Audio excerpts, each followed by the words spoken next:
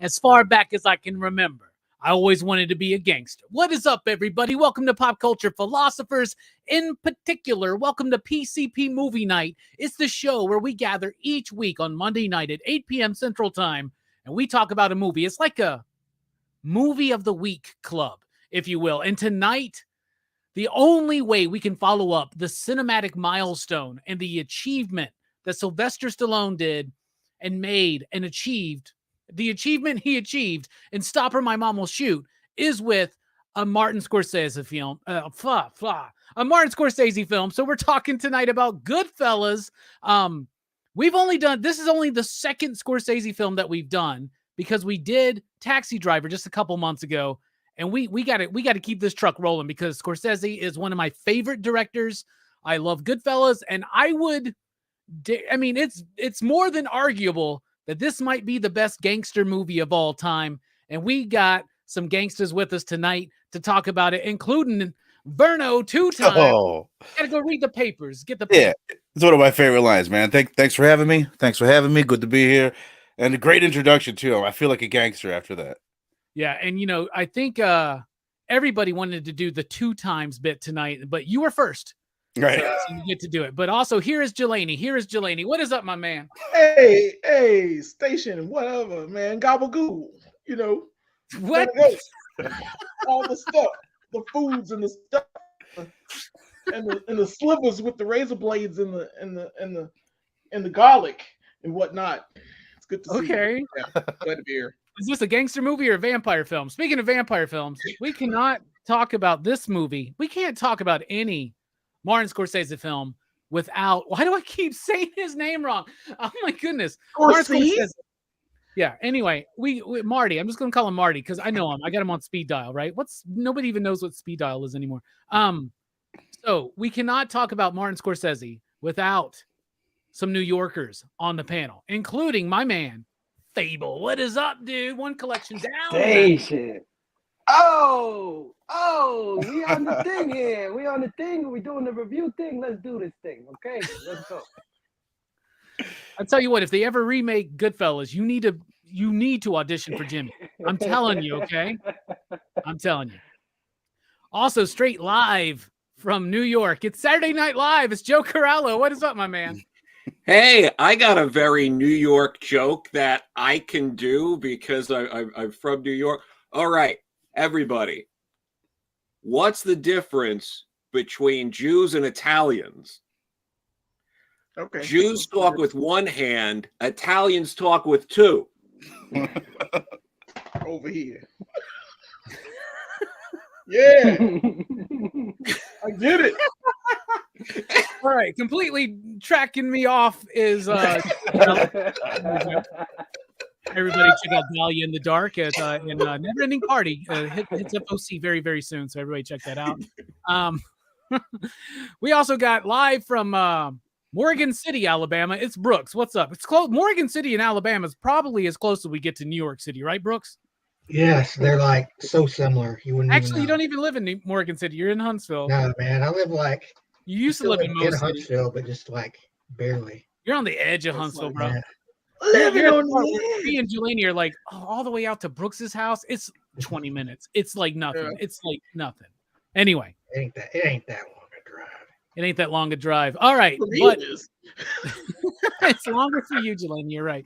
All right, so Goodfellas, Martin Scorsese. I'm a big fan of Marty's films. At one point, I had every single film of his on DVD, right? And then I haven't made the transition over to Blu-ray for all of his films. I don't even know if Boxcar Bertha is on Blu-ray, but Goodfellas is one of his most widely known movies. It's one of the most popular gangster movies. We've already covered the Godfather trilogy, but what separates Goodfellas from Godfather is that Godfather deals with the top, right? It deals with the family of the Don. This one deals with the foot soldiers, those who are not even capable of being made necessarily, right? This is the blue collar, ground level gangster movie. And it works so well. So this is based on the book Wise Guys, which is written by Nicholas Pileggi, who oh my good, Pileggi. Anyway, so he wrote the movie based on the true story of Henry Hill, right? That's the dude's name, right? Yeah. And Ray Liotta plays him. Robert De Niro's in there. They're all playing real people, but they're playing it like a fictionalized version of it. But it is one of Martin Scorsese's best films, I think. It is pitch perfect. It is always a banger. I got this nifty 20th anniversary edition on Blu-ray, which comes with this Public Enemies documentary about the golden age of gangster movies. Lots of cool little things in there, like photos and little essays and bios and stuff like that.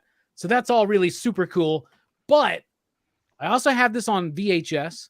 So just want to shout out that I, of course, did not watch it on VHS because it's not widescreen. But Goodfellas on the rewatch did not disappoint at all. This movie's one of the best movies of all time. I know some people aren't into gangster films, but even people that aren't into gangster films, they're into Goodfellas. This movie has permeated pop culture so much that people have never seen the movie. They know bits from it. They know what's so funny? What, like I'm a clown to you? Like I amuse you? Like we all know these bits. We all know these lines. And obviously Robert De Niro, Joe Pesci, Ray Liotta, Paul Sorvino, Lorraine, what's her name? From Bracco. Yeah. Such an amazing cast, such an amazing vision, right? And Marty, as we call him, his friends, Marty grew up, like he did Mean Streets. That was like his third film. And it was about like the lowest level of involvement in the mafia, right? And that was a life that he saw. That was something that he grew up around. That was something that he was aware of, something he almost became a part of. And he did not want to make another gangster movie. But then when the book came out, and apparently when he was making The Color of Money with Paul Newman and Tom Cruise, which is a fantastic movie, he was making that and he saw a book review of Wise Guys. And he was like, that would be a good kind of movie because he could do it like a documentarian type style. And that's why you have the voiceover. That's why you have the editing. This movie, everything I love about Scorsese's films is at pitch perfect. Like, I mean, I think about what's the best Marty film, and I just want to be like pretentious and be like Taxi Driver or Raging Bull or even something like, I don't know, The Departed, which won an Academy Award finally. But Goodfellas might be his best put together movie. It's 2.5 hours long, does not feel like it, feels way shorter than The Batman, in my opinion. I think it's paced perfectly. I think the script is amazing. The performances are top notch. And Marty is the reason why this movie excels so much. I cannot name another movie that depends so much on its director for everything. Now, you should be able to say most movies depend on the director for everything, but that's not usually the case. It oozes style, but at the same time, it's commercial. It's enjoyable. It's I can't think of the word I'm trying to say. So I'm going to move over to Verno. Verno, this is one of your favorite movies. Why don't you tell us your experience, what you think about it overall? It's just like I hadn't watched it in like 5 years, and I went to watch it last time. Like, I hope I enjoy this as much as I assume that I will enjoy it. And it's like, yeah, it's never gonna let you down. It's one of the easiest watches of all time. You mentioned the length. I think like pound for pound, minute for minute, this is like one of the best paced movies ever. It's the shortest feeling 2 hour and 20-minute movie that I can think of. And it's just a breeze to go through. I watched it with my old lady who'd never seen it, and there was zero doubt in my mind that she was gonna love it. You know what I mean? I just knew she would. It sweeps you off your feet like with the story. And the performances are amazing, the casting is amazing, the music is amazing, the violence, like I love the just the violence of it mixed with the funny. It's funny as fuck, dude. This is a hilarious movie. And it's great, dude. It's one of my favorites. It's super like quotable. It's probably everybody either is that friend or has that friend that would get drunk and would not fucking stop quoting Goodfellas, or would get drunk and get tough with somebody and you would see life imitating art like right in front of you. I've watched people think that they were gangsters because of this movie like countless times. So like the time we were hanging out with Jelani at a card game and Jelani shoots this motherfucker in the foot because he forgot to take his drink. I do it all the time. Maybe not that far, but I've seen people that thought that they were about to do that and then realized who they were. But yeah, it's go fuck yourself, bro. That's right. You shouldn't have said that, Christopher. Anyway, you're not going to make it. Not even through The Sopranos. Not even through The Sopranos. Yeah. Delaney, you love Goodfellas, but you didn't love it enough to dress up in a suit and tie tonight. So why don't you tell us what you think about this movie overall? Yeah, I mean, I love this movie. I usually have my suit and tie, but I chose Burger King over getting a suit and tie together. So sorry, guys. Burger King was actually pretty good. It's better than Whataburger. Just to put that out there. But yeah, I love this movie. This is prime gangster shit. This is the best like told story from the perspective of a rat. It's the best rat story ever told. I haven't seen other rat stories, but this rat was a good rat. He told a great story in order to get his point across that he always wanted to be a gangster and always wanted to have this lifestyle and do these things, and like you actually get to see like the ground level of what it is and what the basis for The Sopranos is, and because basically almost like I'd say like 70% of the cast is in Sopranos in one form or fashion, and it's a great film. It's shot beautifully. It is paced beautifully, like Verno said. It's a quick 2 hours and 25 minutes. It just gets in there. It tells its story.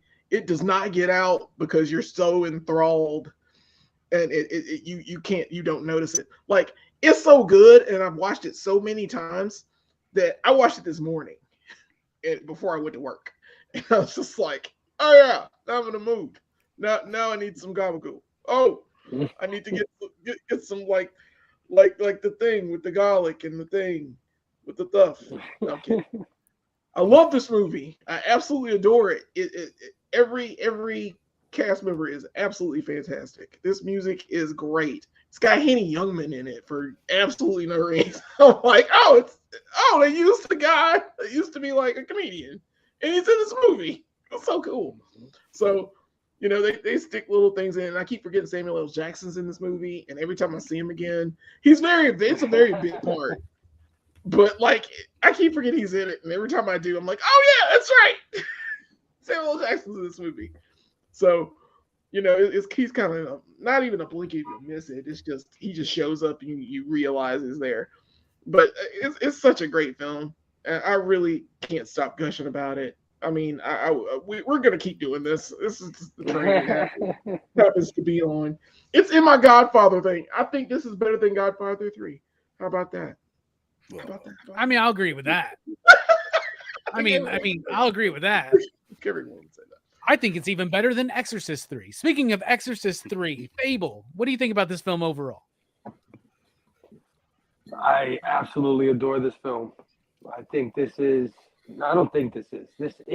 my favorite movie of all time. This movie is like what awoke me to cinema, right? Like when I first saw this movie, the fast pace of it, the violence, like Verno said, the adventure you go on, the ups and downs of this guy's life, it completely opened my eyes to cinema and film in general. And In my opinion, I think it is the greatest gangster film. I think it is better than Godfather, in my opinion. Because The Godfather, it's a very romantic way of looking at that life. But this was the life for real. This is how these guys were. And it wasn't pretty. You know, these guys are jerks. They're losers in a lot of ways. You know what I mean? And it's not pretty. And I love this movie for showing that. And yeah, absolutely love this movie. And like Verno said, years later, does not disappoint. This thing holds up like nobody's business. Maybe it's the music. Maybe it's the cutting edge cinematography at the time, which still holds up. And I think shaped Martin Scorsese's career going forward. Everything was this for him afterwards. And I think this was his coming out party too. This is what showed Hollywood that I just don't make these little smart films. I could make something that everybody likes. And so, yeah, in my opinion, my favorite film of all time. Man, Wow. that's high praise, man. Very high It praise. is. Yeah. And consider that I love science fiction. I love horror. I love all these fantasy things. But this grounded little tale of some gangsters from Brooklyn. Best film. I don't know, Fable. The only thing that could make this movie better is if at the end Henry time travels back to the past to undo everything. That would be really gnarly, right? All right, Joe, what do you think? Goodfellas, why are you here? What do you think about this movie overall? Yeah, first, before I dive into that real quick, there is a somewhat like slight personal connection to the film. My grandfather's cousin was Tony Duxcarello, who ran the Lucchese crime family during a large portion of this movie. Like, he was the head of the family. So well above, like, he was above Paul Sorvino and all those guys. That's why you don't see him. So, like, he was the head during, like, the Lufthansa heist and all Wow. that stuff. So Y'all still benefiting from that, Joe? What's going on? Yeah, Is that why you get all the I mean, $1 he is a lot of was- bread.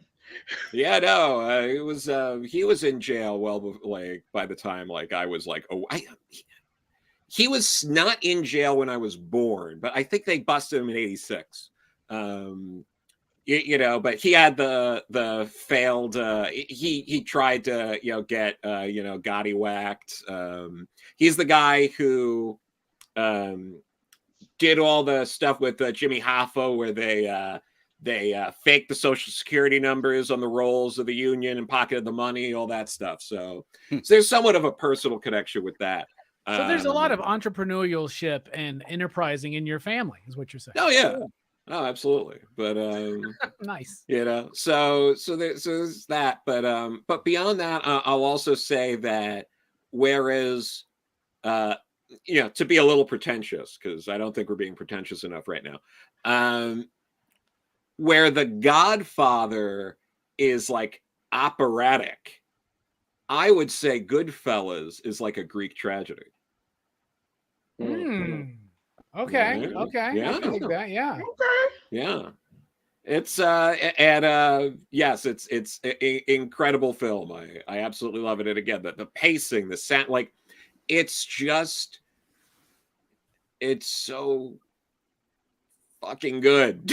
It's just like one of those, like every aspect of it. Like, I mean, like we're gonna get more into like the tracking shots and all that, I'm sure later. But like there are so many. Like we could do a 2-hour stream on the tracking shot going on that date. Like like that 3-minute tracking shot. Like, Copacabana. Yeah. Right. Yeah. Alone. They kept in the commentary. They said that they had to do it a few times, and they would do it perfectly, and they would get to the end, and the comedian would forget his fucking line. Yeah. Take my wife. Take my husband. Oh shit. No, you're right, Joe. There's a lot to unravel and unpack about this movie. And what I'm most curious about tonight, because this is going to be a Scorsese love fest, but Brooks has never seen this movie until this week. Oh boy. Brooks, Goodfellas, what do you think? It's all right. I mean, I saw this movie and I was like, I'm going to be that guy. I'm going to end up being that guy. Everybody's going to love this movie. and sing his praises, and I'm just going to be like, it's good. Joe, you nailed it. You nailed it, Joe. I mean, it's good. Joe It's is a good so movie. pissed off right now.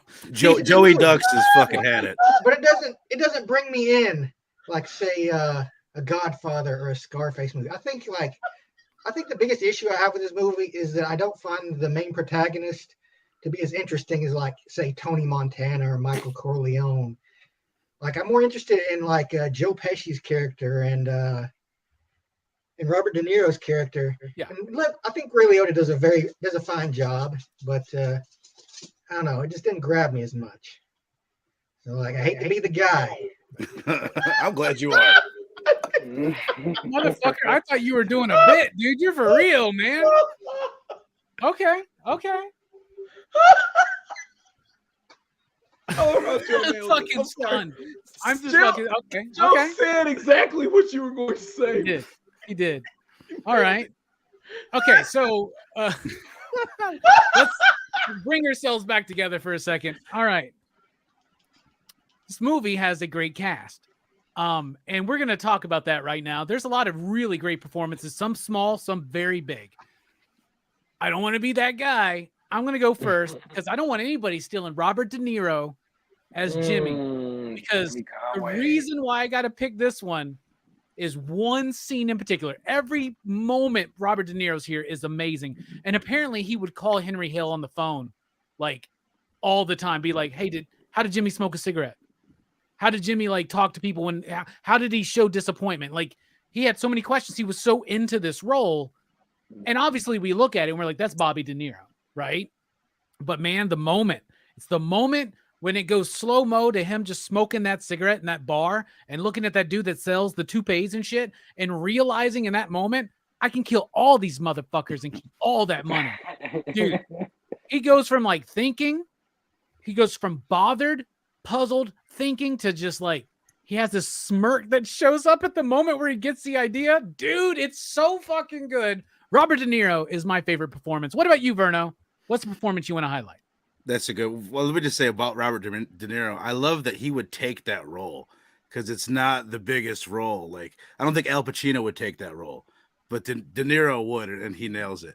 I'm gonna go with Joe Pesci, man. I'm gonna go with the guy that kind of steals the show, the big one. To me, he does kind of steal the show. He's the most. It's my favorite performance in the movie, and he's probably the most interesting character. And his character has the most like effect on the plot and everything. He's kind of he's in a lot of ways he could be the main character. But Brooks, to your point about Ray Liotta, he's not supposed to be like he's Seinfeld, and we got De Niro is Kramer and Joe Pesci is George. Yeah. Like he's the straight guy. He said in an interview he was they're the glitter, I'm the glue, and I just fucking love that. It makes so much sense. But anyway, right. Joe Pesci. He's so damn funny, but he's scary.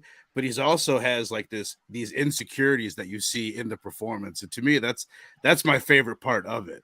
Because to act the way that he does act, you're gonna have some insecurities. So a lot of guys wouldn't bring that to the performance. They would just bring the big tough guy. But you could see underneath that with him. And that's what I think is so great about it. And he doesn't, I don't know if you guys agree, but like I don't feel like I feel like he should be in the conversation with a guy that is as good as De Niro and Pacino and stuff, but he never gets thrown in that conversation. And I think it's because of the other roles that he takes, like Home Alone and the more comedic stuff. I want to say Joe Pesci won the Academy Award for Best Supporting Actor. Did he? Okay. Okay. No, was it? Oh, no. Yeah. No, it wasn't. Marissa Tomei won for Marissa Tomei. I just don't feel like he gets talked about like he's that caliber guy. And after watching this again and really looking at it, it's like he is. And I watched Raging Bull, which I'd never seen that after watching this. It's like, hey, he's just as good as them. I think his characters don't change as much. He kind of plays as kind of the same guy in most movies, but so does fucking Robert De Niro in a way. I really wish he would have brought some of this into Lethal Weapon 3 because that would have made that movie really excel. You know what I'm saying? If he would have been a little bit more homicidal. They actually say, because I watched this documentary today about the real story behind Goodfellas, right? Like not the making of it, but the real story of the gangsters that were involved, right? Henry and Tommy and all them. And they said that Tommy, they toned him down for the film. Like, this dude's psychotic, bro. Like absolutely nutso. And Joe Pesci does bring a vulnerability to that, which makes it believable. He's not just a tough guy. You understand that he's acting out for a very specific reason. Even so much He's when very insecure because of his size, I think. Even so much when you see him as a kid, when he's first meeting Ray Liotta's character, he's wearing a suit that's like a size too big. You know, it's like he's trying to fill something. He's been trying to do that his whole life. That reminds me of somebody. Hey, Jelani, what do you want to highlight as one of your favorite performances of the film? I got two because I'm going to take two because I want to because I'm selfish. But one is going to be Karen Hill, Lorraine Bracco. Lorraine Bracco is absolutely a treasure in this movie. She's kind of the POV with taking Henry and going into his world and seeing, you know, all the new things she never thought she'd be. She's just this little Jew girl that's like living her life, and like she's very fiery, very passionate. I love Lorraine Bracco in this movie. I have no clue why. I liked her in the first time I saw this movie. I liked it all the way through. I love Dr. Melfi in general. She is just as feisty. She plays that role like excellent. This is Italian American. It's just, it's so cool to watch. And I remember watching this movie for the first time after watching Sopranos and being like, what the fuck? They're all in this movie. Yeah. Even Paulie's in the movie. Very, like, just one moment. Like, right? Like, yeah, I love that. I think it's great. It's absolutely insane. And like the fact that like she pulls the gun on him, that's like my favorite scene in the movie. Like he wakes up and she's just like straddling him, holding the revolver, like ready to like go because he's cheated on her. Like he has a guma. And it's like the I don't know what it is about that scene. I love that scene out of her. She is like, she's gonna pull trigger. Like, it's done. You're done. Don't worry, Delaney. You can like that scene. It's one of my sexual fantasies too, bro. It's okay. No, I don't have a sexual fantasy of getting a gun pointed in my face. No, not at all. It's just a cool thing that you wake up to. Well, let's wake up to almost getting killed. You know, and if she really wanted to do it, she would have done it. And it's just all these cool things, and of course, Lorraine Bracco can get it even now. She just has this thing about her, like it's very, very fiery, very passionate. I love it. And the other person is Scorsese's mom. In freaking I love her in the scenes because she's like Joe Pesci's mom, and she has the picture of the dogs. One's facing east and one's facing west. She has like these cute things that she does, and I can't believe he just stuck his mom in a movie. It looks just like her, just like him. So I'm like, oh yeah, she deserves to be in this film. I'm like, oh, she's got these big glasses on, and she's got the hair, and I'm like, yeah, that's Marty. She's in other of Marty's films, and she's in another film that's not Martin Scorsese, and I don't remember what it is, but no, she's really great. And that painting symbolizes something because they say that the dude looks like what's his name? Bobby Banks? What? The guy that Peter Vincent plays. Is it Frank Vincent plays? Rack, something like that. Yeah, the Shine Box guy, right? Billy Bats. I just realized I've been muted. I keep saying it. Billy Bats. This is the sequel to the Shazam film, so everybody knows. But in that scene, they're like, "Oh, the guy looks like him," and they laugh at it. But then the dogs they're on the boat. They're looking opposite ways. That's symbolizing Henry. This is a moment where he's like, I'm not down for this, man. Like, this is kind of gross. This sickens me.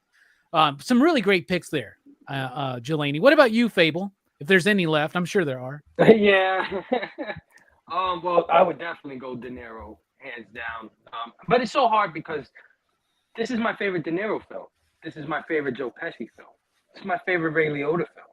Like, so it's really tough. Like, it might even be my favorite Bracco film out of everything she's done. So it's really tough to pick. I would definitely go De Niro. You know, he's cold. He is a cold player. And that scene at the end where he sends Henry's wife down the block to go get right the around dresses. The corner. Yeah, that was so freaking chilling. It was so chilling even now. Like, you know what I mean? But I guess I'll highlight Paulie. because I think Paulie did a great job being that like strong, silent, straight to the point. Nobody messed with Paulie. And they never told you why nobody messed with Paulie. You just don't mess with Paulie, right?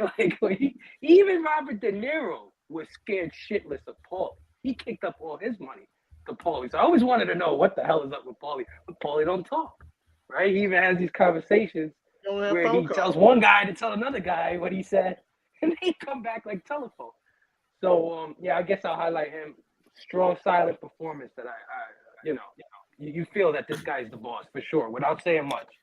Paul Sorvino says that when he agreed to do the movie, he did it because he wanted to do a Martin Scorsese film, right? And that the closer he got to it, the more he was like, I don't have this in me to like portray this like silence of threat, right? Like I can't do that, but he found it within him to do it. And they say, if you look at the real story, the real Paulie was like, bruh, they're like, you will not fuck with that guy. Like the performance by Paul Sorvino in the movie is way more warm and fatherly than he actually was. But it's really interesting to dive into that. Speaking of Paul Sorvino, we're going to be talking about a Paul Sorvino in 3 weeks for my birthday when we talk about Repo the Genetic Opera. So everybody get ready for that one, okay? Joe, what's the performance you want to highlight? Well, before I jump into that, I want to piggyback on the Paul Sorvino stuff because part of what I love about his role is not only how understated it is, and I always like that kind of character where it's like, oh, he's this like fatherly kind of character who is more terrifying than anyone else on the screen, and he's more terrifying than Tommy in a lot of ways. Mm-hmm. I mean, and they don't, and it plays into how smart the movie is because he's fucking Karen and he got Tommy whacked, and they don't tell you that. Mm-hmm. You have to figure that out by watching the movie and paying close attention to everything. Explain. I didn't pay close enough attention.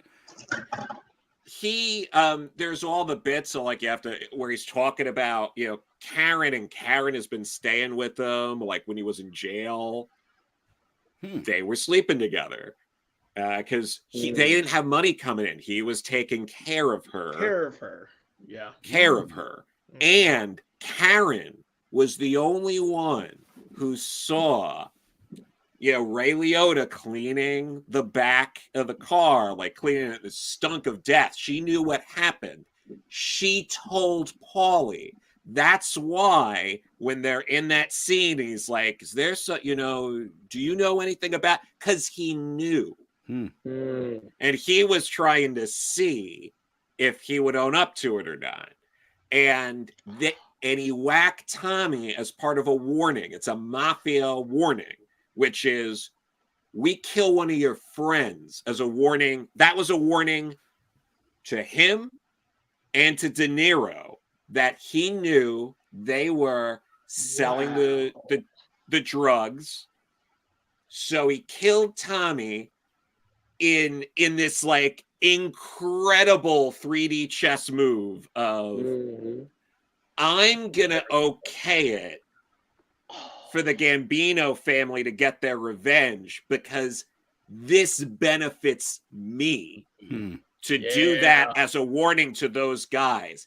It is incredible and so understated, and I can't love that more. The way it's handled in that film, it's one of the best executed, like 3D chess sort of things in a movie, right? Not a gangster movie. In a movie. It's just mind blowing when all those pieces fit perfectly. Yeah. I saw a YouTube video earlier this week that was talking about that. It was the first time I ever thought about it. I knew that he knew about Tommy. And I knew that would like be like a warning, but the idea of Karen's involvement, something complete, like that's the silent betrayal, right? Yeah. There's a line where he's like, you got to go back to Karen. You got to go back to your wife, saying to Ray Liotta. And then he's like, I know how to talk to her, especially her. And now you saying that makes me think about that. Oh, no wonder he knows how to talk to her. But we all need to watch the movie again. Yeah. Redo the show. Yeah. Crazy. But But Blew my yeah, mind, and then bro. I'll thanks. And then I'll also mention in terms of a pick, I love was it Chuck Lowe, the Morris, the wig guy? Yeah. He's- Yeah. He's right? You Maury, got Maury. money. You got money for Maury. a commercial. You want the money for me? like he's just so angry and you just and you know we all know these, you know, you've met guys like that because he's like Tommy without the balls, you know what I mean? Like, and I just love that he's the all talk guy, and they do such a good job in the movie of setting up these are mobsters and these are guys who like are kind of close. They're on the periphery and they think they're tough, but they're nothing. And he plays that so perfectly. And they put him in his place and like he still like pushes and stuff. And it's like, dude, you just watch it. In every scene, you're like, I'm waiting for you to get killed because you got this. You got, you know, you got that where you're like, you're not gonna. It's like you think you're more valuable than you are. And that it's moment fun to when watch. they're at the club or the bar or whatever, and he's like trying to bust Jimmy's balls about the money, and Ray Liotta's trying to calm him down, and he keeps going, and so Ray just opens up the fucking door, and he's like, "Go then," and he's like, he shuts up quick, man. He shuts up so fucking quick. Yeah. I love that's such a good scene, and also when De Niro's like strangling him with the phone wire, and like Ray Liotta's laughing at him. So good. Money for the commercial. You want money for me? Yeah. One of my favorite things is whenever like some of the most heinous acts of violence are being portrayed here, like Ray Liotta's just cackling about it. You know, it's like he smokes some sativa and he's just laughing at it. You know what I'm saying? He's so happy to be there. He really is. Yeah. All right, Brooks. What's a performance you want to highlight? All you got left is Ray Liotta. So tell us how much you love Ray Liotta in this film. Speaking of 3D Ray Liotta chess, in this film, but my favorite was actually the Lucky Hat Girl. Oh God. She's only in there for a little bit, but like I love that last bit where she's like, "Nah, I gotta get my lucky hat." It's like she's fucking like holding up this fucking mobster guy to get a fucking hat. I won't fly without it. I just thought she was the funniest character. That's interesting. Ray Liotta is she also does a good performance. Like I don't think, like I said, like I don't think his character doesn't pull me in as much as like, you know, other gangster characters like, you know, Tony Montana per se, but his story is interesting in its own way as well. And I love the way Liotta plays it because he's able to play the youthful enthusiasm, the been there, done that in the middle, right? And then the just fucking coked out, goddamn paranoid, fucking frantic ass shit at the end, dude. He does parallel Tony Montana a lot in this movie, though. To be honest. He does Okay, a little it's a bit. hell of a drug. It sure fucking is, dude. And there is a deleted scene where he goes to see Eddie and Charlie Murphy and just like fucking tracks mud all over their fucking couch, man. Yeah. Yo, couch. Started All right, beating up their legs. Style and structure. We're talking about Martin Scorsese here. Scorsese. See, now I always say Scorsese, and then I've been listening to the commentary, and he calls him. He goes, "I'm Martin Scorsese," and so I'm like, "Wait, it's Scorsese?" So that's what's fucking me up, y'all. Yeah. So I'm just gonna go Scorsese. That's what I fucking say. All right. So Scorsese, when it comes to style, I mean, that's his style. It's you look up Scorsese and like, I mean, he has his own distinct style. And a lot of people can look at this film and it could be misleading. And they could be like, oh, this looks like every film I see today. No, looks like every film today because of Martin Scorsese. Like he's the one that did this. Those tracking shots Joe was talking about, the fucking freeze frames. I think freeze frames are the lamest fucking shit out there, right? They work every time they do it in this movie. The idea that we're going to have Ray Liotta narrate this film, be an active part. At times, we're going to have Karen narrate the film. It brings you in. The script is so amazing. It's got its subtlety, like Joe was talking about, right? It doesn't spoon feed you stuff, but it spoon feeds you enough with the narration. But I usually don't like a lot of movies with voiceovers like this. This is the best movie with narration or voiceover from a main character ever. It works, even to the point where he breaks the fourth wall at the end of the movie, And it works because it's like the end of a Mr. Work. Rogers fucking episode or something. I don't know, man. He's like, I felt like he was about to go to the courtroom fucking door, open it up, and put on a cardigan. Man, it was ridiculous. Man. The style is so there. It wasn't filmed in 235:1. It was filmed in like just normal widescreen. But Martin knows how to use the frame. He knows how to collaborate with the cinematographer. He knows how to collaborate with the screenwriter because he co-wrote this film, right? It is amazing. He allows the cast to come up with ideas. Like the whole what do you mean? The way what am I funny to you? That whole bit was like Joe Pesci suggested that because it was something that actually happened to him in real life, right? And they play that. And just how much skill it takes to hold that pause in that scene to the perfect moment. Because it's really one of the first moments of tension in this movie, right? And it sets up so much. The first act does a great job of showing us the romance that Henry is feeling, getting into this life, as well as each scene is also telling us something very important about every character. The second act is building its thing. We're in it. We're enjoying it, but we're starting to see the cracks form. The third act is insane. And the editing in this movie, and we'll talk about the music later, but the way it starts off in a Sandlot type way, then gets a little bit more deliberate and slow, and then speeds the fuck up at the end when dude's all coked out. I can't imagine. This is a movie that like ramps the fuck up, like, and it speeds up as it goes.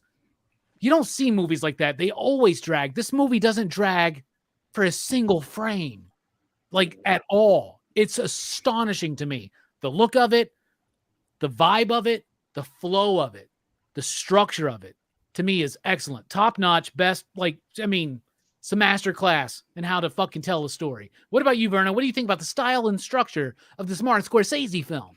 I think you pointed out a lot of good shit, my friend. When I watched it this time, I was an hour and a half into it, and I was like, oh shit, I haven't even been like thinking about the style because the story is so goddamn engaging. You know, you're so into the story that, and everything is done again so effortlessly and so smoothly that you're not thinking about it.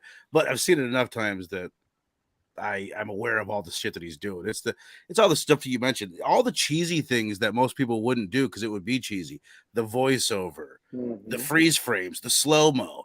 Like, it's all these things that are like kind of no-nos, but he does them all in such dope ways. But the story and the structure of it and the pacing is what is so damn good about it. And I never thought about it until watching it this time. The first time I saw this movie, and probably all of you guys, like, we were kids, besides Brooks. And the movie opens up, and you've got this 13-year-old kid, or however old Henry Hill is, and it's such a good way. Like, everything is a fantasy. Like, it's stuff that kids would fantasize about. Having all this power, they're parking gangsters' cars, all this stuff, all the camaraderie too, like all just like the friendships and the closeness of the family. You're so like kind of jealous of that. You're like, oh man, like it's all a fantasy.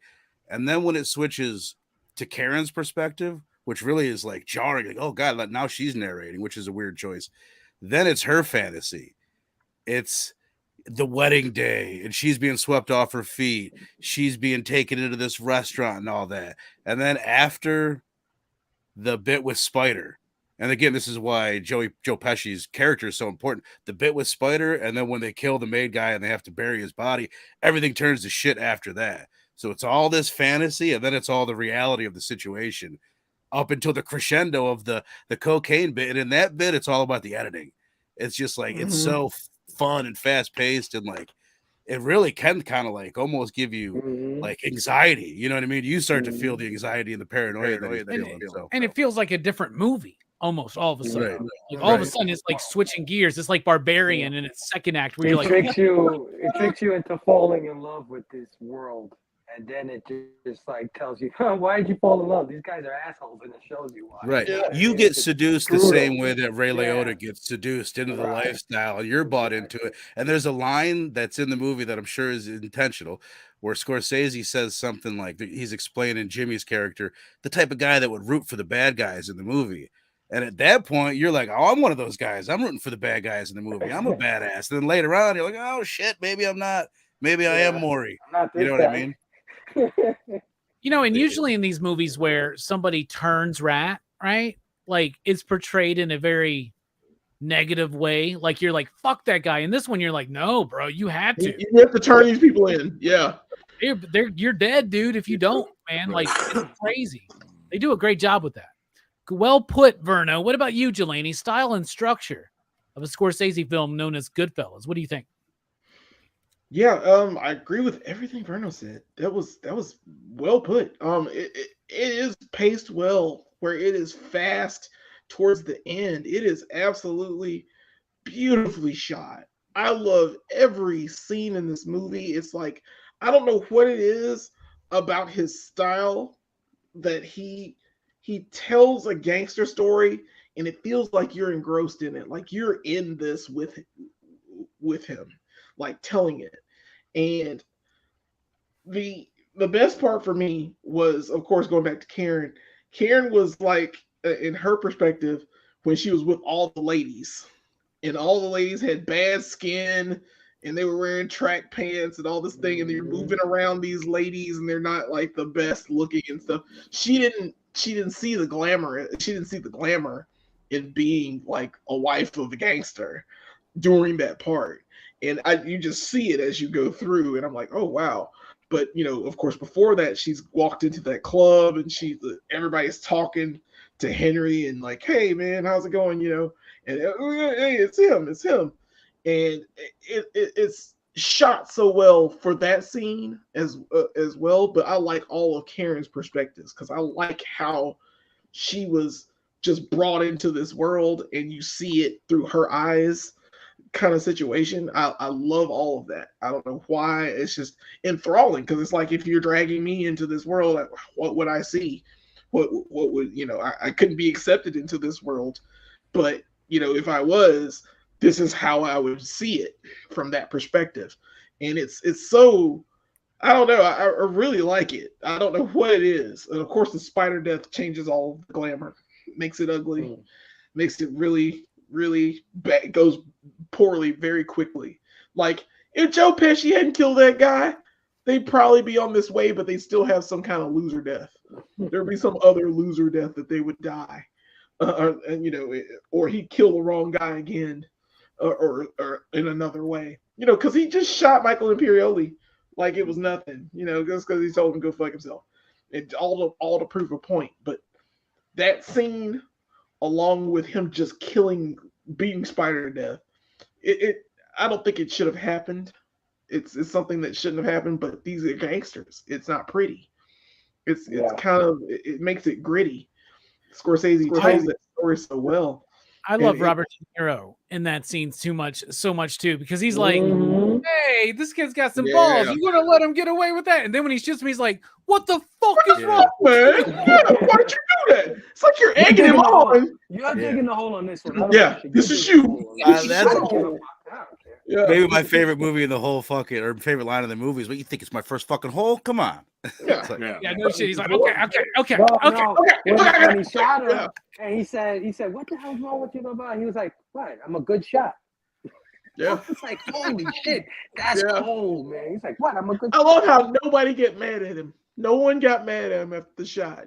You know, like, I mean, you know, he's busting his balls after it, but then there's nothing, like, there's no recourse. It's the same bit when Tommy is doing the thing with Henry, when he's like, what am I, funny? Like I'm a clown? Everybody just gets fucking awkward. Like we've all been in those situations where like somebody fucking just amps up too fucking much, or takes something too personal, and everybody just goes, ha. Everybody just kind of freezes, man. They're like, But you know, that's a part of, you know, what Joe was saying about Paulie being like, we got to take care of these dudes. Why is it Tommy? It's Tommy because he's the fucking one that's the most uncontrollable, right?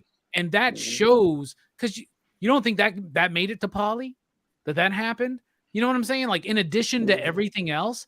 So, like, dude, he's fucking psychotic in this fucking movie, Joe Pesci's character. Like, it's just like, killed him off early. Yeah.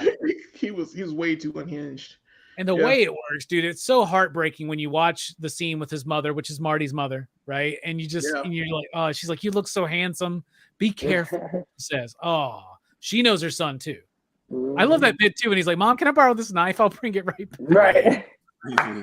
I gotta cut off his paw. His paw. What do they call it? His paw. What do they Yeah, call what do they call it? A hove. Anybody notice the way that Robert De Niro uses a ketchup bottle in that scene? Dude, I've like, never what done that. The way he does it so spaghetti? smoothly, like he does it all the time. I was like, whoa, you Yeah. can do And that? I'm like, they're eating spaghetti. What used the to do fuck's that. putting ketchup on that shit for? That's a good point. That's That's showing. I think tomatoes.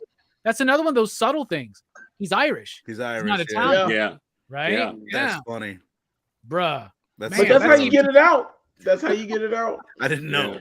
Yeah, You just got to tap the 57. because the I- Heinz, Right. the Heinz bottles are shaped where it's harder to get it out when you just pour it. So you gotta like work on Yeah. that shit. Well, Yeah. the real truth is this is how you open up ketchup. You just fucking throw it in the goddamn trash because ketchup's the fucking worst. Anyway, Fable would never eat ketchup on a hot dog ever because he lives in New York, land of hot dogs and pizza and the Yankees.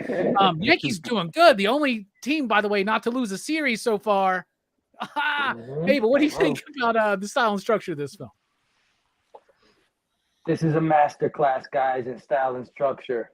Period. There's just no way around it. This guy is, you guys mentioned all the shots, the zoom ins, the freeze frames, all that stuff. I mean, he pulls all the tricks out of the bag and then adds his own flavor to stuff.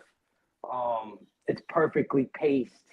The music, there's tons of music in this movie, and it goes. It puts you in the mood for everything. When he gets all drugged up, you remember when he takes that snort and the camera zooms into his face and the song changes to some hard rock shit right there. Like, and I don't know if they've done that kind of thing before this movie, but I feel like they've done it a ton after this movie. You know, Dude, they knew exactly what the 18th line of Coke of the Night felt like, right? Because they just really got it going.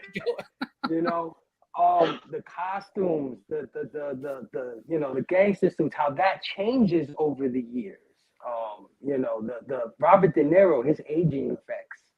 You know, him getting more Good grizzled wig. as he got older, to the point where at the end he's got some readers hanging off his nose. Yeah. He's been through it, right? He's a businessman. He's like actually like taking inventory or something back there.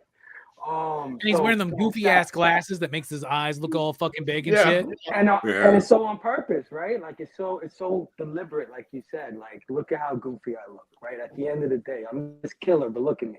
It's just so much the symbolism. Yeah, I don't know if you caught the shot where he gives her the gun after he beats up the guy from across the street, and she puts it in a glass cup. Right after that, they break the cup on Mazel Tov. They get married. Mm-hmm. There's just so much of that in there, like you said, but you don't notice it at first because you're just so into the adventure, the story that's being told. But there's so much masterful filmmaking being done in this movie. So yeah, man, style and structure, 10, man, perfect score. I'm glad you mentioned the way that he will use a visual symbol that means something else to connect one scene to another in a time jump, because Alan Moore does that. Like in Watchmen in particular, right? So like that's a master storyteller right there who's able to do that, who's thinking about that. And we talk about, why does this movie feel so cool? Like, when you watch the behind the scenes stuff, everybody's like, when Martin Scorsese shows up for a film for the day, he knows exactly what everything is going to look like. He knows. That's why he hated doing the Steadicam for the Copacabana scene, right? Because he couldn't predict where the frame would be, right? So he actually was very anxious about that scene because he likes everything to be, because it's so planned out. This movie is completely visual in his head before they ever commit to like production. You know what I'm saying? So it's insane what this dude can do. And I know a lot of us just look at his films, some of us nowadays, and they can be like, oh, well, Goodfellas and maybe Raging Bull. Yeah, Taxi Driver can be problematic. There's this. Bruh, every single movie he does, even the duds, there's some duds in his career, but even those ones are just so visually striking and stylistic and usually pretty tightly told, even for their length. Joe, what do you think about the style and structure of this film? Yeah, no, I mean, it's incredible. I'll try not to bring up so many things that have already been brought up because a lot of the really important stuff has been mentioned. This is one of the few times that I think it's perfect that the movie starts with the Billy Bat stuff and setting that up. And because it really is like the turning point of the movie in a lot of ways. I mean, there's multiple throughout, but that's probably the biggest one. So to start with that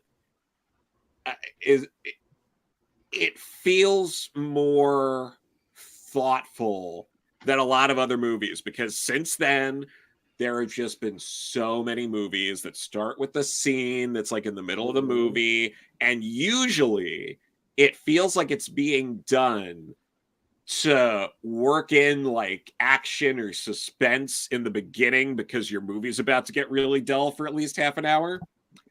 But that's not what this movie does, which is, which is great. And then also just the whole, the Greek tragedy element of it is, Henry Hill always wanted to be a mobster, came from a house of violence, wanted to make a better life for himself, and in doing so, guaranteed himself an ordinary anonymous life. That he went through all of that to end up for most of his life being condemned to the fate he feared most. Wow. Nobody. A schmuck. Or whatever he said. Yeah, it's like it's perfect. Like again, like all these elements that build it up to be this like tragedy in a way that, again, it's more subdued. It's not like, some sort of wild shootout. It's, well, I had to rat so I could live, and now I live the worst life I could imagine. Like that's, And if you go beyond the story, right, into the real Henry Hill, he kept getting into like drugs, kept getting into trouble, so much to the point where he lost his witness protection. Yep. Like he lost it because he just kept fucking trying to do shit because he said he was bored, right? He lived to the last day of his life as an alcoholic because he admitted that he didn't like being sober. He hated his fucking life. He hated the monotony of normal existence. And one of the, like, when Goodfellas happened, he got paid $500,000 to let his rights, I guess, for his story be done. And he capitalized that on as much as he possibly could. He just kept doing documentaries, doing books, doing appearances, doing this. He wanted that money. He was used to that style of living, and he never got. And you're right, dude. That is the tragedy of this film: trying to escape a fate, and you wind up in it, dude. That's like straight up Greek tragedy. Exactly. Like that's like, again, like that's where this movie is so many levels above, like almost every movie. It's the kind of thing where it's like, if anyone ever tries to tell you that, Marty, our boy Marty, doesn't know what he's talking about when he says that like Marvel movies are like amusement park rides and stuff like that, tell him to get fucked. I mean, seriously. It's like, I'm sorry. You know what? I think Goodfellas is better than the Eternals. I said it. Yeah. Like, whoa, that's a hot take, Joe. Yeah. How dare you? but no, I mean, like all that with the structure and the long tracking shots. There's so many in this movie, like a lot of like ones that are like under a minute. But you've got the two really long, the date, and then you also have the bar when he's first introducing her to everybody, and that everybody. You gotta go get the papers. Get the papers. Yeah. Yeah. Best line of the movie. Petey. This is Petey. This is Paul. This is Marie. This is Pete. This is Marie. And all the women were named Marie. Marie. Yeah. And then he says, this is Paul. He says, no, it's Pete. He's like, oh, Paul, Pete. I get it confused myself sometimes. And, you know, Peter Paul makes some really good snacks with Mounds and Almond Joy. I'm just going to say, okay, we all need to support Mounds and Almond Joy. I'm seeing them less out there in the wild, so we got to, like, really hone in our support, PCP Army. Come on. Brooks, style and structure of this movie. What'd you think? I think, well, it's a very well-structured movie. I mean, I think, like, the movie is very centered around Ray Liotta's character, Henry, you know, through most of the movie, like, you know, you're following Henry and, you know, just seeing other characters through his periphery, with the exception of, like, this, he kind of ends up sharing the spotlight with his wife, like, when you know, after they get married in the movie. But, like a lot of times, like, I think Joe Pesci just steals the show, I think, because, like, there's a lot of points in the movie, like, man, when's Joe Pesci coming back? Like, Joe Pesci just, like, he just eats the scenery up, man. Like, I love his character in this movie, and, like, I think, like, if there's one thing I think this movie could have done better is, like, give him a little more development. But I mean, in the end, I guess he is a rather simple character in that, you know, he's just a violent psychopath who always feels like he has something to prove. But I mean, it's certainly not a boring movie, and, like, it doesn't, you know, it's right what you said, like, you know, it doesn't feel like a 2.5 almost hour movie. It feels very, you know, tight, and it's good. Yeah, it's better than Eternals, and Eternals is longer. What are you saying? No, I love that. Like, wasn't, like, okay, correct me if I'm wrong, but, like, you said something at the beginning of the show, like, yeah, it didn't really capture me. I didn't really feel with the main character. Didn't connect with Henry, right? Yeah. But you connect with Tommy. So I'm a little concerned about you right now. Ever cross me? He's more than Tommy. He's more Tommy. I want more of him.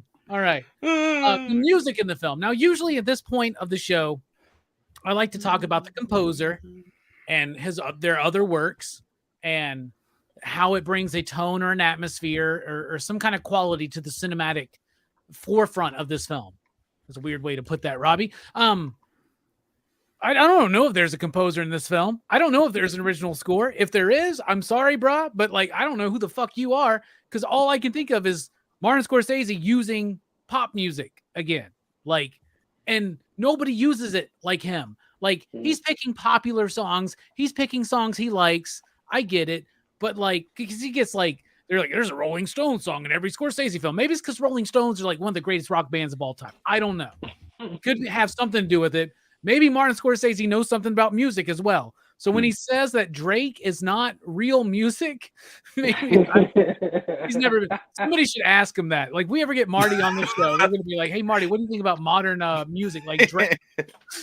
That way we can have all these fucking news outlets be like, Martin Scorsese says modern Drake is not real music. Anyway, no shit, he thinks that, right? Anyway, where was I going? Okay, his use of music is amazing. So in the beginning of the film, when Henry is young and very much in love with this life, you get all this romance music, like poppy romance music, right? He does the same thing in Who's That Knocking on My Door with Be My Baby. If anybody's watched that, his very first film with Harvey Keitel, great film. Then it starts getting into rock, and it's more like the rock and roll party shit. And then, like we talked about already, when it gets to that third act, you're hearing like clips of songs going right into one another for every beat, and the editing is perfect with all of it, and it just keeps ramping it up. And, like, nobody uses music like soundtrack music, not even the Bill and Ted movies use it as well as Martin Scorsese. What do you think about the music in this? Oh, real quick, Verno, I'm sorry. Yep. My favorite musical moment is the Layla bit where they're showing all the people that Jimmy has killed because of, like, to silence everybody, because they show up with pink Cadillacs, new wives, fur coats and shit, right? I love that goddamn scene. Frosty the Snowman in that scene. Like, it's just, the music is so good. But that shit with Layla where it's like dun dun dun, and that just, and my favorite bit in the whole thing is when you get that dude with the fucking that perfect hair, right? It's like in the freezer, and they say that's a real story. That it took like 2 to 3 days to thaw this dude out. for the autopsy after they found him. Berno, what do you think about the music?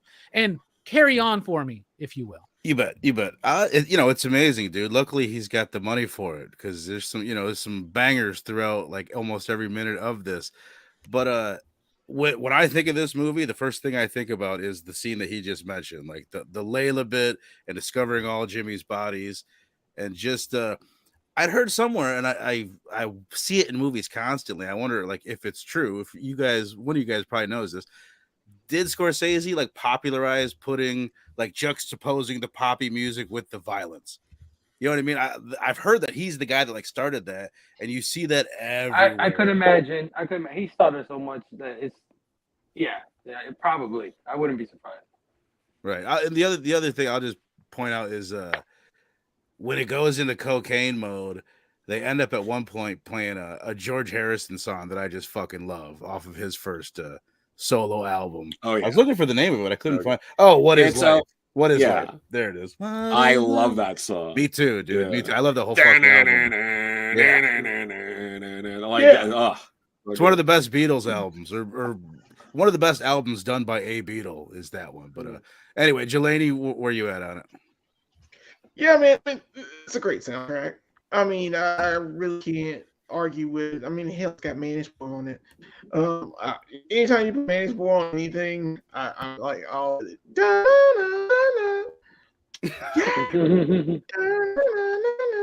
it's good. I really enjoyed it. His choices.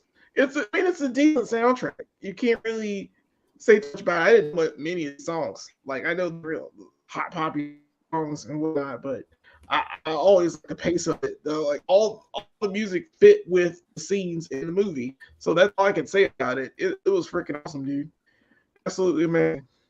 That's all I got. I just seen this for the first time at the theater. Just like, wow. Yeah, that's awesome. WWE there. Classic WWE 2K matches. Thank you for joining us. Nice. Mabel, what do you think about the music in the film? Oh, it's fantastic. Fantastic. Like you said, I don't know these songs in particular by name or artist, but I know the feel, and it gives me that classic 50s feel in the beginning, like you said, a sort of 70s vibe in the middle, and then just like a hard rock, franticness at the end. Every song fits. I especially love the scene where the kids are under the bridge and they discover the two bodies in the pink Cadillac. The song that plays there as the camera zooms up the car and you see the corpses in the car. Like I said, I just don't know who made these songs or the names of the people who made them, but I know that they are pitch perfect. And like you said, Robbie, they go with the editing so perfectly. Not much more to say than that, man. Great music. Fantastic. Hell yeah. Speaking of great music, Joe Corallo is not just a great comic book writer and editor. He's also a very accomplished piccolo player. I'm the only one of my brothers that's in the music business in some capacity. What do you think about the music in this film, Joe? Again, incredible. Things I'll point out specifically are I love that song "Jump Into the Fire," and it's one of the songs that during the cocaine binge they keep playing a bit, cutting, playing a bit again, cutting. Like I love how they did that in the end with that song. It was a great song choice for that. And another thing I'll mention is early on, like again, it's all intentional. Because early on, they're playing a lot of these oldies, but they're all like, romance songs about falling in love, which is, we're following Henry Hill as he's falling in love with being a gangster. They stop that when he beats up Billy Bats. They're no longer playing a love song. The song Atlantis is a fantasy. It's really just explaining this fantasy. And by killing Billy Bats, they are living out this fantasy that they can actually get away with this. It's like really interesting, layered, thoughtful use of the soundtrack. Yeah, it really is. And it really is. And it's something that Scorsese uses throughout his filmography, including even undersung movies like Bringing Out the Dead, starring Nicolas Cage. Now, Nicolas Cage is a huge fan of PCP. He's a friend of the show. Sure, let's just say that. And his favorite panel member is Brooks. So, Brooks, why don't you tell us what you thought about the music in the film? Because surely I think you can appreciate the music and its use in this film. Yeah, I did like the music. It feels like kind of like a playlist soundtrack, sort of in a way, but in a good way. Like he knows what songs he needs for what particular scene. I like how it starts out with the more old timey music, and the lounge singer style music, and then it as it gets older, it transitions into kind of like the Beatles and Rolling Stones era rock music.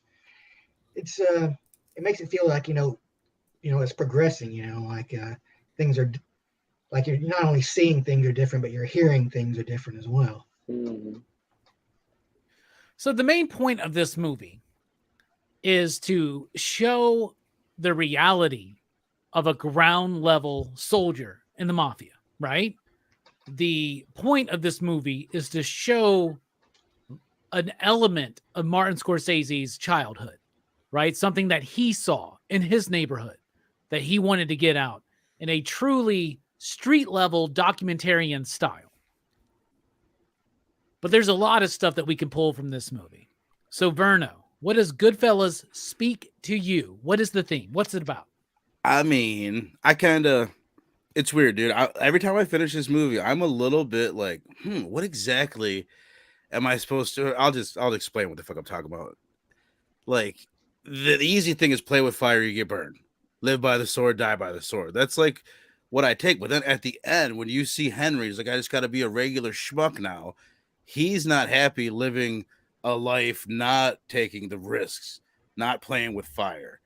So it's almost like you're better off to just go ahead and play with fire and get burned, and you might be better off anyway, because living like life like a normal person is worse to Henry Hill.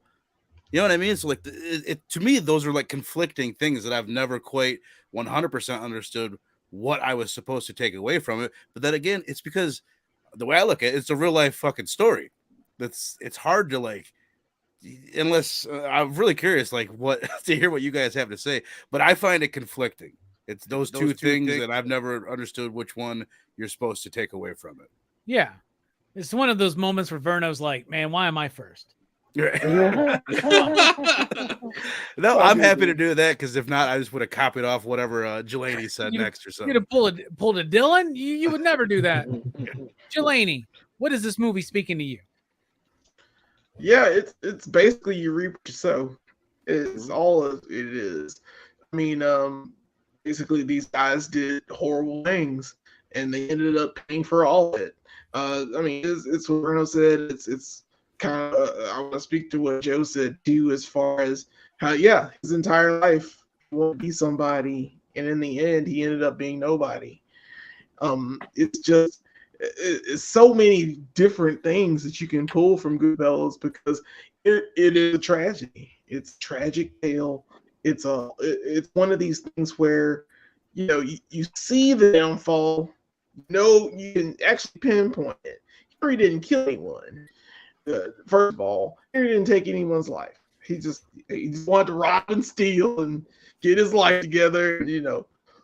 With his wife, kids, and also have a guma, and live his life, as a gangster. He always wanted to be one, and it's not glamorous.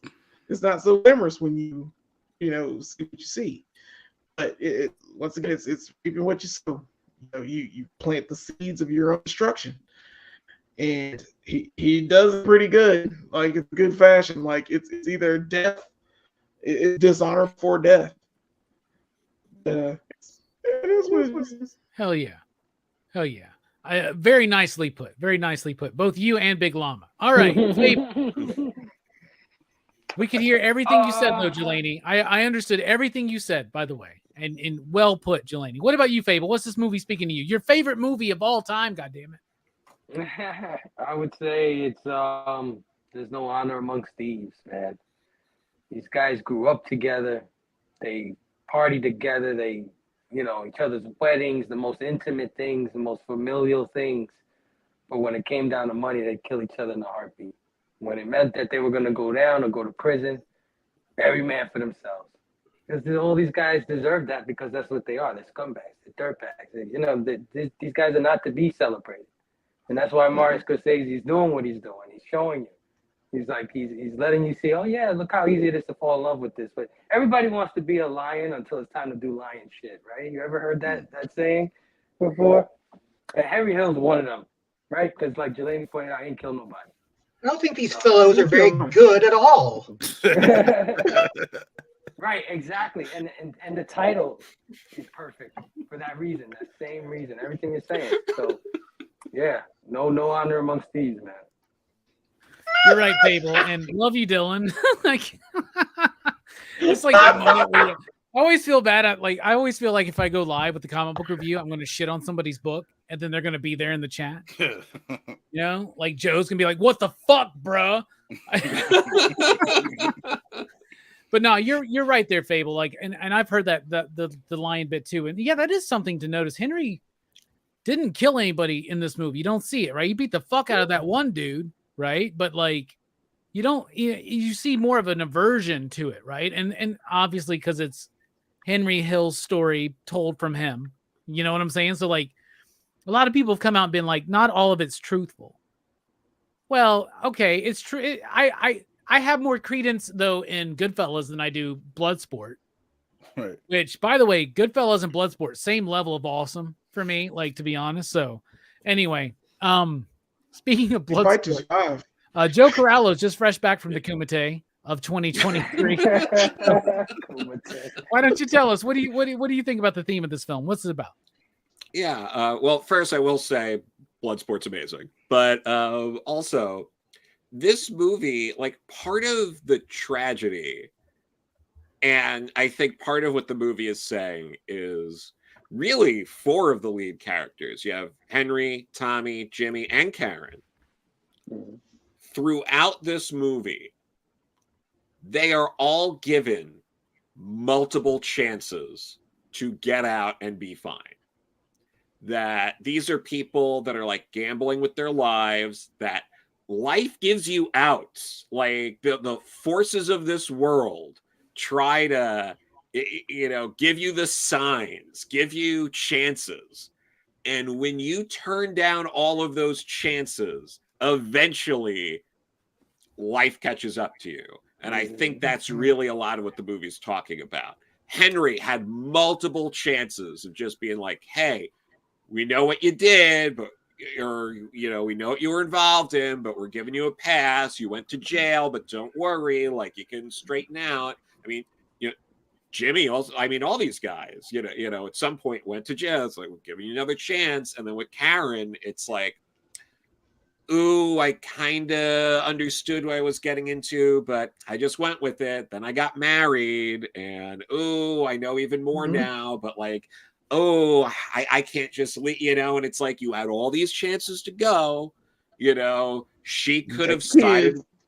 Yeah. She could have sided with her mom early on when he came home late that one time and didn't. She could have, when he handed him the gun, been like, I'm sorry, I'm out. Like, wouldn't do it. Henry they had to sell the drugs, even though they got the warning from Paulie, don't sell the drugs. Tommy could have lit.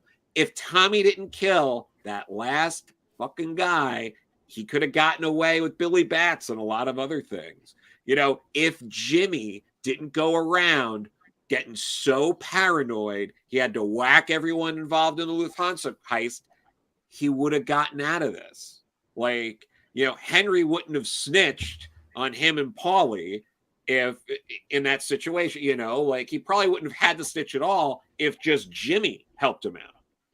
And Jimmy wasn't going to whack him. Yep. And threaten his wife. So, like, hey, Joe. Yep.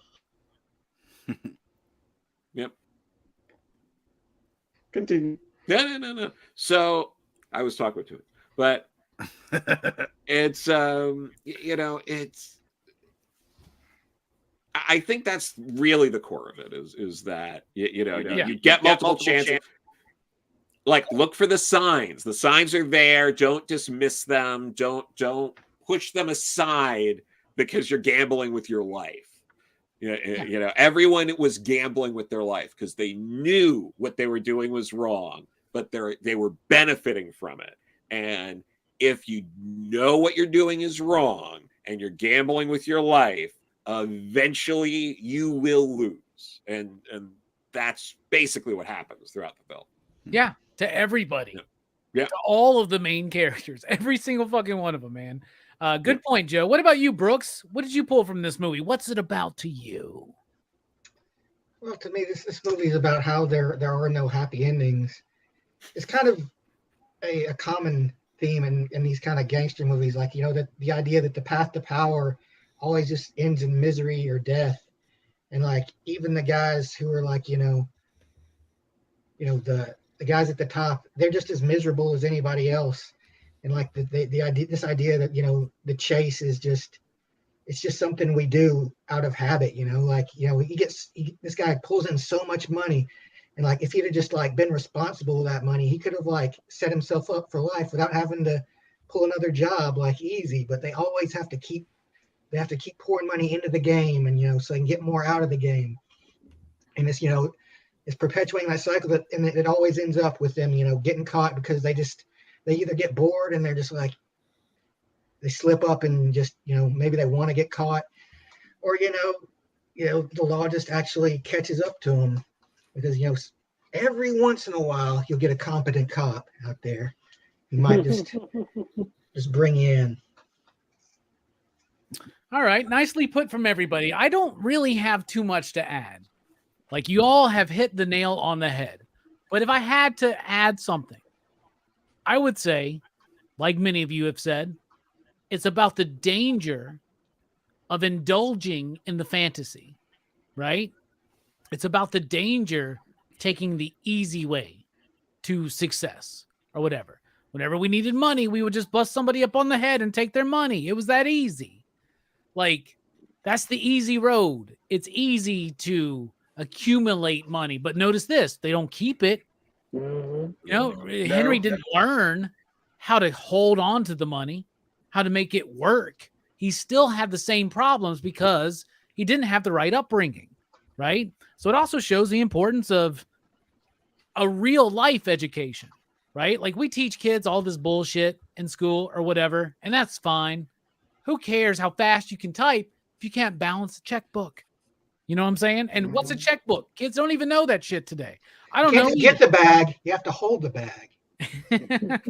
No, but it's about that. The indulging of the fantasies, the danger of that, the danger of taking the easy way, the idea that crime doesn't pay, the idea that I love that Greek tragedy bit, Joe. That's it right there, man. Like, what he did, every moral, every bit of himself that he sacrificed to not have a mundane, normal life led him to that. You're right. It's like Oedipus. He's still fucking his mother. You know what I'm saying? It's just what's going to happen, right? However, there's a bit in this movie that I think this might be a controversial view of it, but indulge in the fantasy just enough. Stay smart. He knew when he was about to get whacked. He knew when one dude was going to get whacked. He knew when this was going to happen. He knew what to say. He knew what to do. It's kind of a way to manipulate. It's about kind of like how to manipulate yourself out of bad decisions into at least surviving. But that survival, what you become at the end of it, that's not what you wanted. That's not your peak. You know what I'm saying? So even though it can teach you how to be conniving, it's very Machiavellian in a way like that, right? Yeah. Doesn't mean that those decisions, if you keep compounding them on each other, will benefit you in the end. You know what I'm saying? So that's kind of what I pull from it. All right, time to rate the film. And Dylan doesn't want to see less than a 5. Dylan, you should have been here at the very beginning of this fucking movie. So we're going to get to this. Verno, kick us off. Out of 5 possible you digs, and you out there in the chat, what do you think? Out of 5 possible you digs, Verno, what do you give this film? This is the easiest 5 I've ever given. It's a 5 all day for sure. If I could give it more, I would. But I wanted to just mention I wrote a couple things down that we haven't get to. Oh, the one big thing about this movie is that it teaches you how to be a fucking gangster and just how the game works. That's one thing that like so much, like I'll just forget that. Oh, that's where I learned that. Who knows if that's true? That was a movie. You know what I mean? There's so much. That's been one of my philosophies throughout life. Right. And it is a lot Never of it. rat on your friends. It's an extension of The Godfather with the keep your friends close, keep your enemies closer, and all the rules of that. Sam Jackson's murder scene was one of the best like bits of cinematography in it. The restaurant bit where the dude comes to Paul looking for help with the restaurant, and then like the way they edit it and boom, boom, boom, it's fucking his restaurant is burnt up. Like that's like the movie's message, like truncated into like a couple minutes. That's fucking beautiful. And then the other, Joe, you reminded me because you mentioned Karen's mom. She's got my other favorite line in the movie. She's talking about her dad. The man hasn't been able to digest a decent meal in 6 weeks. And just like the way she delivers that line, I fucking love it every time. But yeah, it's a 5, man, all day. It's yeah. I might want to go with Fable. It's definitely one of my favorite fucking movies of all time. If I were to sit down and make a list, it's in the top 10. It might be in the top spot. It's one of the easiest movies to watch ever. It's so rewatchable. Every time someone goes, Robbie, you love Scorsese. What's your favorite Scorsese film? I try to get really pretentious and I go, oh, New York. You know, like no, it's Goodfellas is one of his best films, and it is one of the best films of all time, in my opinion. We'll get to my rating, but Jelani, what do you think? I don't know how in the world what won the Academy Award in 1990 for this. Or for 90 would have been the year before Silence of the Lambs, right? So I'll look it up. But the reason I say that is this is a masterpiece. This is an absolute masterpiece. I've seen it. I can't know how many times I've seen it, but I haven't studied it as in depth as you guys. I would love when this movie's on. I'll watch it. I absolutely love this movie. It was Dances with Wolves. Yeah. It's Dances with Wolves. What fucking bullshit, man! Smoking something that year. Really? I'm so goddamn mad now. The Academy is wrong. Academy's wrong. They were robbed. It was absolutely robbed. I mean, Joe Pesci did win for this, right? Dances with Wolves sucks. I'm sorry, man. Okay, that movie sucks. It's not as bad as English Picture. That's one of the worst. Best Picture. Yeah, English Picture is the worst. I hate Driving Miss Daisy. Am I tripping? Well, that might be Driving Miss Daisy was the 1990 winner, but it came out in '89.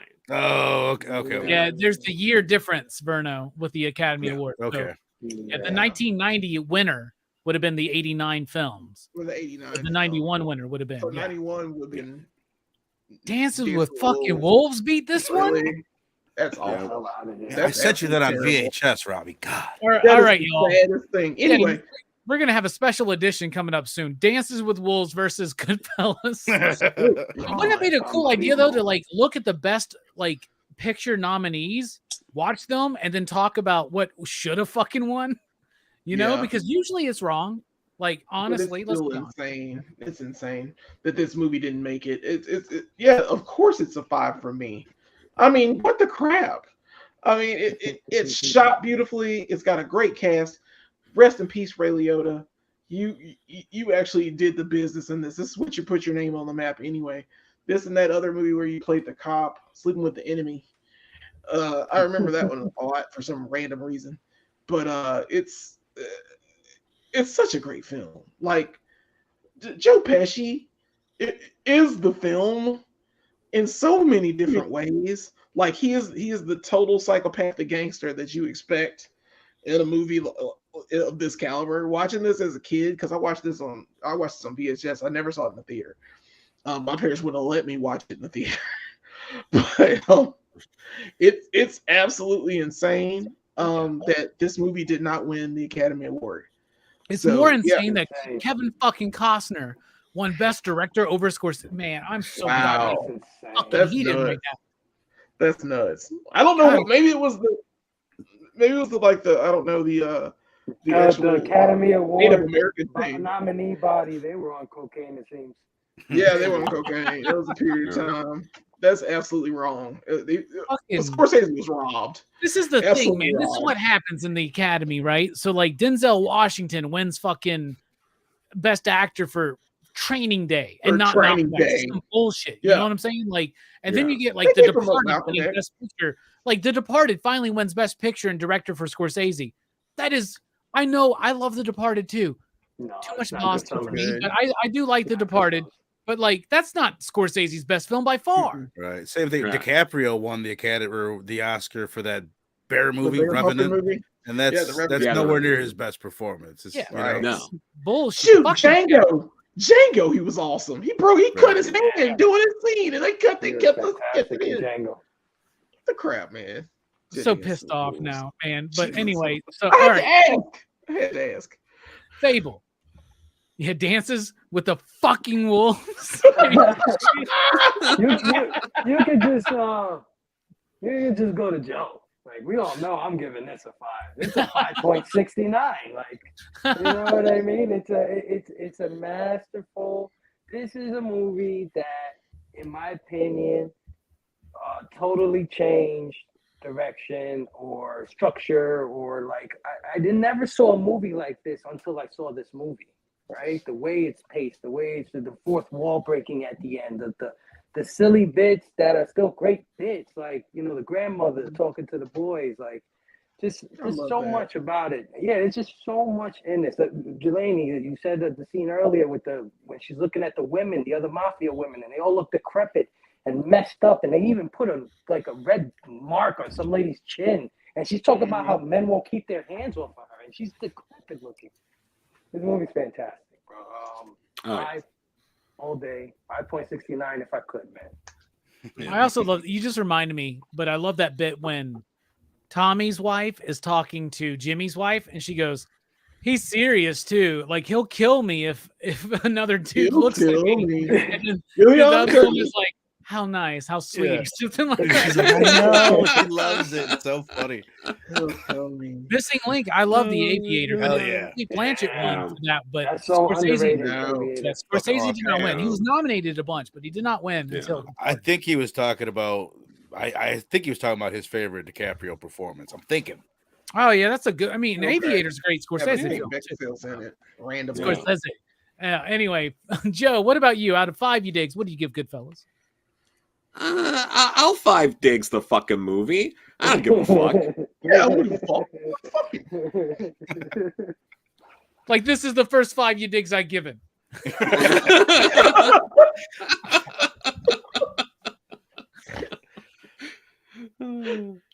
All right, no elaboration. I like that, Joe. Just No, I think we're good.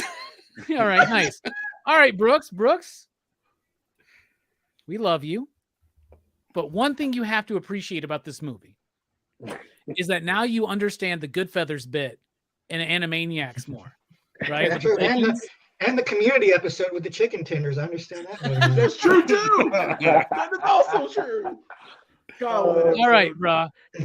What do you rate this film? And more importantly, is it better than Dances with fucking Wolves, man? Well, I haven't seen Dancing with Wolves, so I couldn't attest. And like, I'm not stupid. I'm not going to rate this movie like the same as Stop or My Mom Will Shoot. This will be a 4.5. I think you guys are sucking this movie off a little hard. But I mean, I can understand it is a very good movie, and I just think it's like, I don't think it's as good as like Godfather or Scarface. Those are like my peak gangster movies. It's close, but I don't think it quite hits the highs. All right. I respect that. But I think now we're gonna have I get you there with Godfather, but you keep mentioning Scarface, and it keeps making me just fucking feel weird inside. And like, I think I like that film as much as other people do. I don't either. That's something I think we should unpack sometime. That'd be interesting, right? A lot it's of people like Brian Scarface. De Palma. I know. I like Dress to Kill better than Godfather. I mean, fuck. No, I I don't. like Phantom of the Paradise more. Phantom of the Paradise is Right. amazing. Phantom of the Paradise fucking rocks, dude. All right. I'm going to give it a 5 you digs. I think it's one of Scorsese's best. I think it's one of the best gangster films up there, right up there with Godfather, Godfather 2 for me. Like, that's the Trinity for me. I mean, honestly, I can't think of any other mafia movies that I like as much. Like, I actually like Public Enemies more than Scarface, right? Like the Michael Mann film with Johnny Depp, right? Like I like that film better, and I like American Gangster, right? The Ridley Scott film with Denzel Washington. If Menace to Society is a gangster movie, I like that better. I mean, too. I guess it is. Yeah, if you think about it technically. So, I mean, New Jack I City. don't mind Scarface though. Yeah. Take it to the. I don't know limit, why man. I'm going off Take about it the to Scarface limit. thing. Yeah, let's Or- not go or too far Corky off the ledge Romano. here with Scarface. Scarface is pretty damn good, man. Also, I like Scarface. I found That was out gonna that be my cruise pick for years ago. From years I ago, also- I'm gonna pick I also Scarface. found this out today. My Blue Heaven is also based on Henry Hill's story as well. Oh yeah, because it's very similar. It is. You are correct. What is up, Pressable Defects? What is up, Matt? How you doing, bro? Good to see you here. Hope you had. Did y'all stream tonight? I hope you had a good one, man. Pressable Defects, they get like porn stars and shit on their streams, bro. How do you compete with that? You Nah. lucky so and so's. You lucky so and so's. So I'm gonna give it 5. You digs? It's the perfect score for me. It's a fucking great movie. It's perfect. It's a banger. I mean, what else can I say, man? And I think that if Brooks watches this movie a couple more times, he's gonna be on board with us. I'm just telling you, Brooks. But well, it's fine. It's fine. 4.5 isn't too bad. So for the overall rating, we got a 4.5 from Brooks, 5 from Joe, a 5 from me, a 5 from Verno, and a 5 from Jelani. And I will allow this tonight, Fable, for you to give it a 5.69 to So bring it's the your average out. average rating up to 5. You digs? Yes! There you Yes! go. Thank goodness. God. Oh, That's what we're doing there. Yeah, My Blue Heaven, the unofficial sequel, My Blue released in the Heaven. same year. Yep. Oh, it's Guy. What's up, bro? How you doing? Sorry. All right. Next week, we got a big one. We got 6 movies we're talking about next week, because next week here on PCP Movie Night, we're talking about the Rocky franchise. Not Creed, but Rocky. Rocky 1, Rocky 2, Rocky 3, Rocky 4, Rocky 5, and Rocky Balboa, which I've never seen. So I'm excited for that. But do check out Dylan's Horror Show on Saturday night as they talk about The Mist, which is one of the greatest Stephen King adaptations of all time. That movie is really good. So some bangers so coming up this sad. weekend. We got The Mist on Dylan's Horror Show. I don't know what Scarpad's doing next week, but I'm sure it's something good. Oh, yeah. And the Rocky franchise. Next week, all 6 Rocky films reviewed here on PCP Movie Night. Verno, thank you for being here. Any final thoughts or plugs or whatever? Well, I will plug that. I think Rocky is on Netflix if you're looking for that. I don't know where the rest of them are. But I think they're yeah, all dude. on Netflix, actually. They're on Okay, Netflix. perfect, dude. I just switched the formerly known as the Cerebros YouTube channel over to Blood Splatter Chatter, and I did the first live stream with Mr. Rock and Robbie Billups. We talked about our top 5 favorite horror directors of all time. Spoilers, So- my number 1 was Argento. Nobody saw that coming. Nobody No. saw it coming. Yeah. And it was a ton of fun, man. So I'm gonna be sprinkling some stuff out. I've got shows lined up with Fable. We're gonna be talking about our top 5 horror icons of all time. Me and Dylan are gonna be talking about our top 5 sequels of all time. And even Scarpad's joining the phone. We're gonna talk about our top 5 favorite 70s films of all time. So go check it out. I'm having fun over there. Hell yeah, that was a great show, Verno. Thank you for having me. We got to get another one lined up at some point. Definitely, dude. Thanks for doing it. It was awesome. Hell yeah. Jelani, Thanks, thanks for Link. being here. Final thoughts? Yeah, dude. Great movie, great pick. Can't wait for all the Rockies. This is gonna be absolutely fantastic. Check our channel, Go Figure Reviews. As well, Blood Splatter Chatter as well. We did have Verno on for our live stream last week. It is out, so please check that out too. We had our Apocalypse Marvel Select figure, and the Wolverine retro card figure came out last week as well, week before. And then this week we'll hope to have Robbie on for a couple of videos for Mechanic and the Battle Armor He-Man Masterverse figures. So Yeah, I'm if you only guys there for wanna the check those out- I'm only there for the Masters of the Universe videos, right? They're Yeah. like Jelani only calls me when he's like, "Hey man, you got a vintage Battle Armor He-Man? damn straight. You want to do a video?" Vintage. Let's do vintage. Yeah, it's good to open up toys and show off old ones. And I hope you guys like checking out our stuff. We're at 178 subscribers now, so thanks a lot. Got a little boost. We're gonna keep going, man. Trying to work to 200. We're gonna try to have another live stream soon. So yeah, check out Go Figure Reviews. Thanks a lot. Hell yeah. Fable, thank you for being here, man. Final thoughts? Man, I love doing these movie reviews with you guys, man. It's such a good time. And definitely catch me on more of this stuff, wherever the PCP Army is, I'm there, man. Blame Fable, hopefully we'll be back soon, but work is wreaking havoc on that. So, but I'll put the word out there when it's time. Hell yeah. In the meantime, we're going to launch a new show, Blame Robble. And I'm just kidding. We're not doing that. All right. Dude, Manny, thank you for popping in. I get to hang out with Manny and Nick this Saturday at the Huntsville Expo. I'm super pumped. Nice. I'm super pumped for that. That's going to be fun. Yeah, so Jelani and Brooks, keep your Saturday night free. We're going to hang out with Manny and Tiff and Nick and Kirk. And I'm thinking Campus 805, straight to Ale, the pinball, and then we go take them to karaoke at the station. Karaoke. Let's do it. I know. I've been wanting karaoke with Manny for years. I just want to say that. Speaking of karaoke, and Joe, thank you for being here. Final thoughts? Yep. Any plugs? Dahlia in the Dark's coming. Got a new issue soon. Yeah, new issues next Wednesday. The penultimate issue, and then it concludes next month. So, I've really been enjoying that. I'm glad that's out there and people can check that out. You should be able to pre-order pretty soon the Never-Ending Party trade paperback through Dark Horse as well. That'll be out, I think, July 26th, around then, end of July. So you can probably already pre-order it through Amazon, but you should be able to pre-order it through shops. If it's not in previews now, it's going to be like by next month. So yeah, it was on my Penguin list today. Nice. Actually. And I hit a large number on it. So, hell yeah. So even if they just sit in a corner, Joe, it doesn't matter to you. No, but those should. We're gonna sell those. That's a great book. Yeah, really great. Well, thank you. I appreciate that.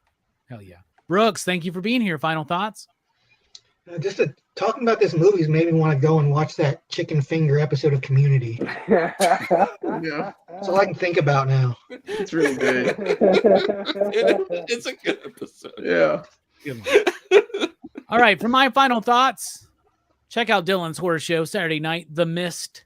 And check us out next week for PCP Movie Night with the Rocky franchise. And right now in the PCP Army, we do still have active the audience choice poll for Crew's Choice. And I don't think it's going to change, but I've never seen a landslide like this.